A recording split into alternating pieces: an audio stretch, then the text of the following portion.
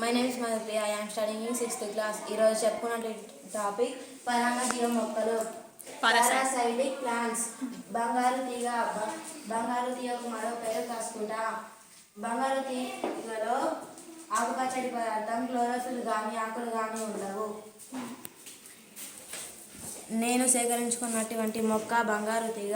బంగారు తీగలో ఆకులు ఉండవు కాబట్టి ఇది ఆహారాన్ని తయారు చేసుకోలేదు.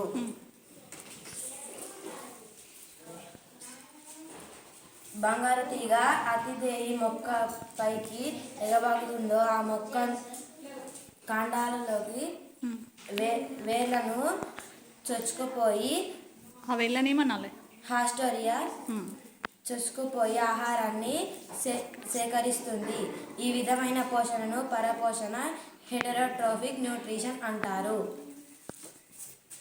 రూట్ నాడల్స్ వేరుబొడిపెలు లెగ్యూమ్ జాతికి చెందిన చిక్కుడు జాతి మొక్కలు, పప్పు ధాన్యాల మొక్కలు ఎగ్జాంపుల్స్. ఓకే, నేను తీసుకున్నటువంటి మొక్క చిక్కుడు మొక్కలు. చిక్కుడు మొక్కలకు వేరుబొడిపెలు.